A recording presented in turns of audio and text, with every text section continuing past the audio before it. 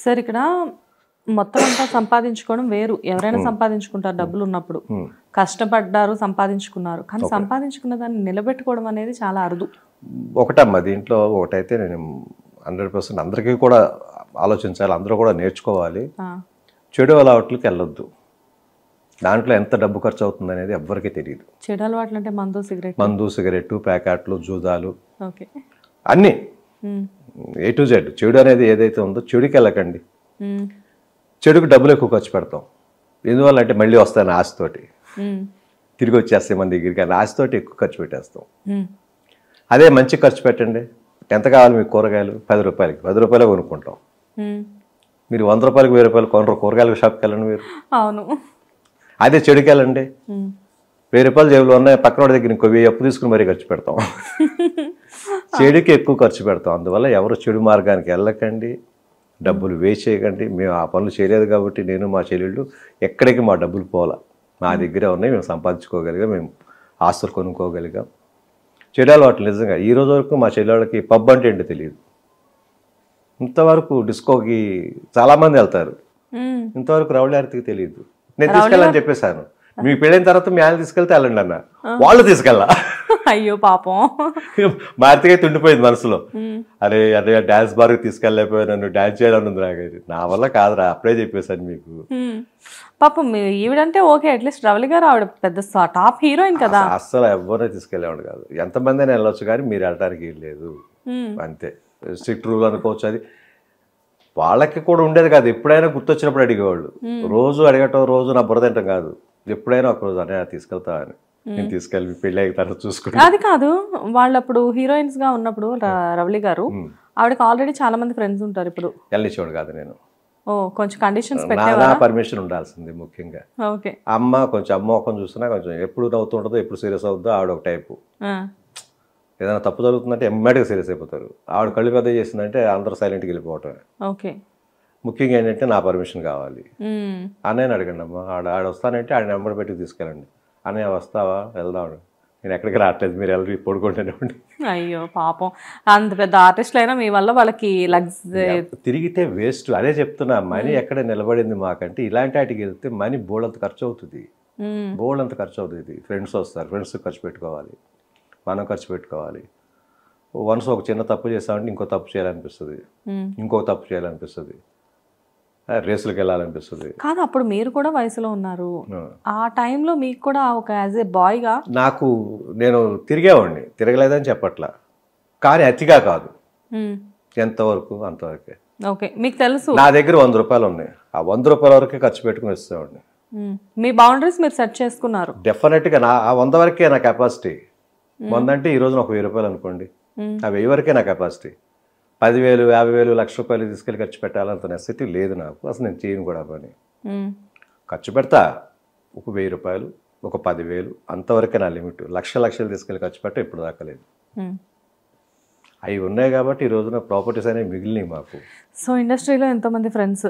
అవును, అటు తమిళ్లో చూస్తే అజిత్ గారు కానివ్వండి, విక్రమ్ గారు కానివ్వండి, ఇక్కడ తెలుగులో చూస్తే శ్రీకాంత్ గారు లాంటి వాళ్ళు ఎంతో మంది మంచి ఫ్రెండ్స్ ఉన్నారు. శ్రీకాంత్, రవితేజ, జేడి చక్రవర్తి ఆల్సో, వాలి, రాజా రవీంద్ర, శివాజీ రాజా, శివాజీ.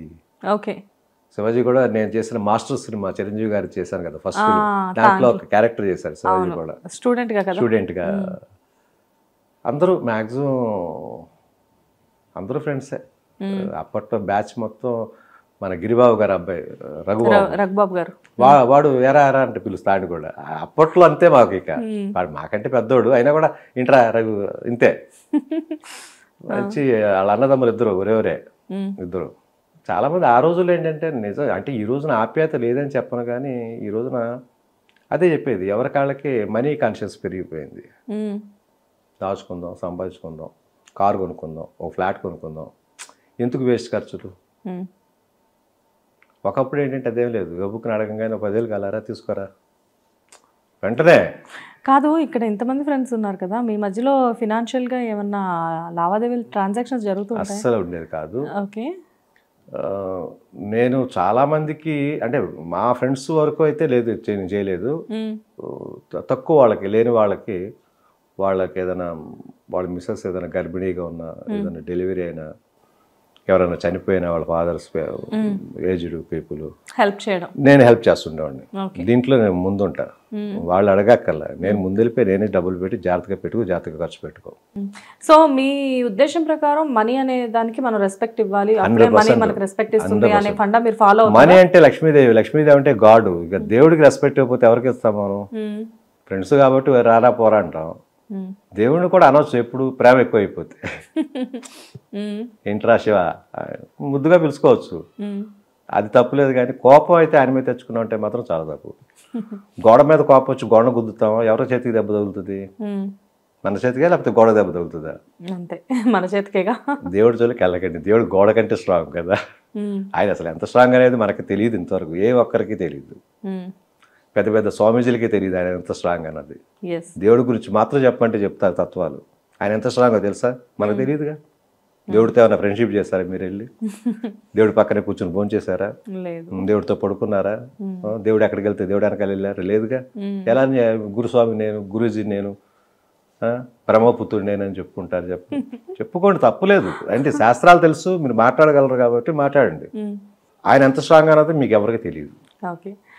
సో ఇక్కడ ఉన్న వాళ్ళల్లో మీ ఫ్రెండ్స్ చాలా మంది ఉన్నారు. సో మాకు తెలియని విషయాలు వీళ్ళ గురించి మీరు కొన్ని చెప్పాలి. అజిత్ గారి గురించి చెప్పండి. అజిత్ వచ్చేసి కారు బైక్ రేసులు పిచ్చోడమ్మా. అది మా అందరికి తెలిసిందే. మహా పిచ్చోడు. అంటే నేను దగ్గరుండి నేనే వెళ్ళేవాడిని. నాకు ఒక మారుతి కారు 800 ఫస్ట్ టైం వచ్చింది, కొనుక్కుని పెట్టుకున్నాను. అది ఒకటి ఉండే, దానికి డబుల్ ఇంజిన్ వేసి దాన్ని రేస్ కార్గా తయారు చేసి నేను కూడా రేస్కి వెళ్ళేవాడిని వాడితో పాటు. వాడి 2-3 యాక్సిడెంట్లు చూసా. బాబోయ్ నాకు వద్దనిపించింది.